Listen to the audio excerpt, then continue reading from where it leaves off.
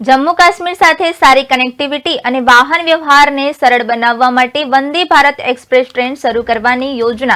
આ દરમિયાન જમ્મુ કાશ્મીર વંદે ભારત એક્સપ્રેસ ટ્રેનનો એક વિડીયો સામે આવ્યો છે, જેને રેલ મંત્રી અશ્વિની વૈષ્ણવે પોતાના એક્સ એકાઉન્ટ પર શેર કર્યો છે। આ વિડીયોમાં જમ્મુ કાશ્મીર વંદે ભારતના ફીચર્સ વિશે જણાવવામાં આવ્યું છે। જમ્મુથી શ્રીનગરની વચ્ચે શરૂ થનારી આ વંદે ભારત એક્સપ્રેસ ટ્રેન દેશમાં ચાલી રહેલી અન્ય વંદે ભારત ટ્રેનથી અલગ છે।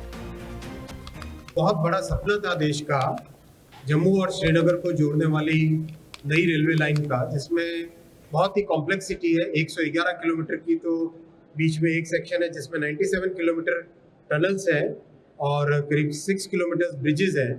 तो ये बहुत ही कॉम्प्लेक्स प्रोजेक्ट है। वो सपना पूरा हुआ है, काम कंप्लीट हुआ, CRS की इंस्पेक्शन कंप्लीट हुए, 110 किलोमीटर पे ब्रिजेस पे ट्रायल हुआ और अब उसकी रिपोर्ट आ जाए उसके तुरंत बाद में इस पे काम चालू करेंगे। उसके लिए एक नई वंदे भारत पे डिज़ाइन हुई है, क्योंकि जब -10 डिग्री सेल्सियस -20 डिग्री सेल्सियस का एम्बियंस टेम्परेचर हो, तो उसमें इलेक्ट्रॉनिक्स ऊपर जो इलेक्ट्रिकल कनेक्शन है, प्लस जो व्हील्स का रेल के साथ इंटरेक्शन है, प्लस जो अंदर जो भी फ्लूइड्स हैं वो जम जाते हैं, वो फ्रीज हो जाते हैं।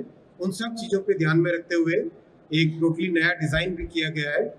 तो वो सब तैयारियां पूरी हो गई है और आने वाले कुछ ही समय में ये भी भारत का बड़ा सपना पूरा होगा, जिसमें जम्मू और श्रीनगर जुड़ेंगे नई रेलवे लाइन से।